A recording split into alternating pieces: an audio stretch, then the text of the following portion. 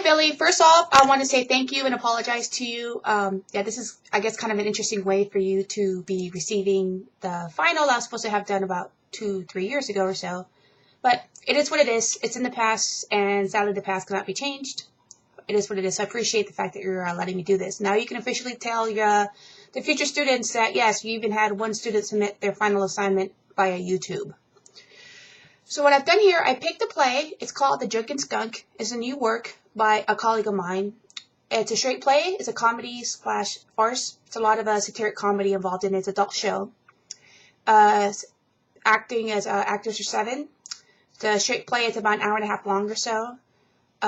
Luckily, it takes place in one setting, which is the Drunken Skunk, which actually is a pub, which could be a good or bad thing, but it'll definitely help with the cost of the production as far as the set goes. Of course, the pub would be getting better as the production progressed. So what I did for the three different contracts and budgets, the first one I used to showcase. I got the production down to about $27,000, except I know for equity it has to be less than $35,000. And I wasn't quite certain if that was, I couldn't remember certain if that was only for the production or for the total. But I did want to give each individual a stipend of the actor to $100 a week to cover not just their travel, but, a little bit extra, because I think it's a bit unfair to have them be there, even though technically they could always turn it down. So I got this one down to, just under $28,000 for the production. The running is at $14,000. Like I said, it'll be in a really, because it's a showcase, only 12 performances, 2-week run, six performances each week.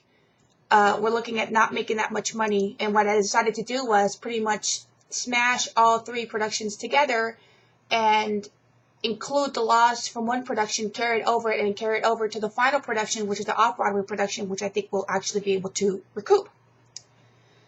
So the second production I did is a mini contract. I'm hoping to use the same actors over, and so I didn't include the contingency if one of them or several of them happen to drop. And even then, that also is, that could be part of what we have for the miscellaneous and all that. If somebody does actually decide to leave, we would have some extra money left over. Because some of the things I believe I did purposely go over, which is always better than going under anyways. So once again, we had the 7 contracts. Here, though, I had to add the assistant stage manager, because that is per equity rules. And a lot of the stuff, as far as the background and the house and all that, I left that one 0, because once again, it'll be a small theater where we can either find volunteers, interns, and all that to assist, which is what I did here with Reprise in their production of Gigi. It was a fairly large house at UCLA. Part of my internship, I house managed, and I didn't get paid 1 penny for it, but I don't regret it. So for this one, for the production value total, I have it at about $126,000. For the running costs, it goes up to close to $100,000 a week, which seems kind of pretty expensive, but in considering everything that it takes.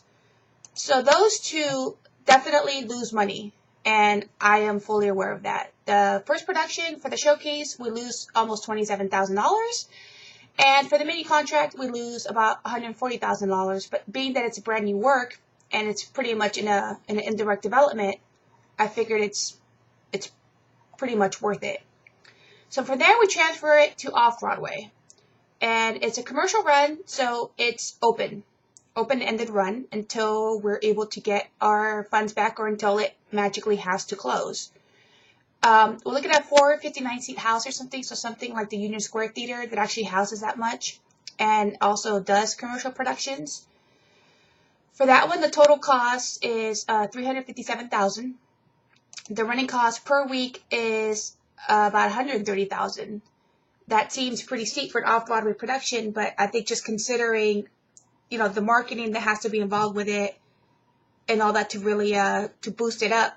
Once again, considering that it is a brand new work, because I've seen other runnings that are about $60,000 or so maybe that might be a little bit more reasonable, because it seems like it'll be something more for musical for the running costs. But I figured the fact that we're using a larger house, and extra people, extra stagehands that would have to be paid, because for the other productions, I would push for those to be volunteers and interns as well.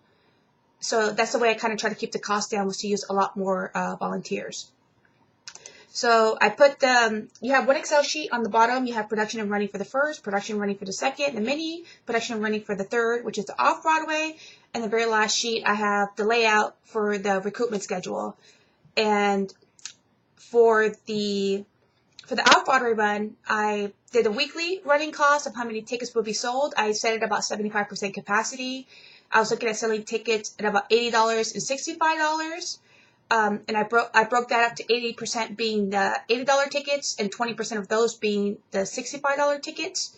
So we have the weekly profit minus the credit card fees and the royalties on top of that.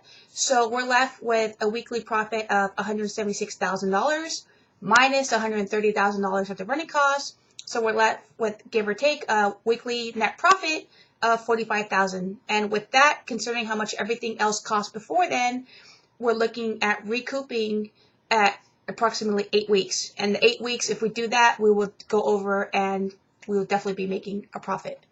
So thank you once again. My apologies for doing in this awkward situation, and I definitely wish you the best.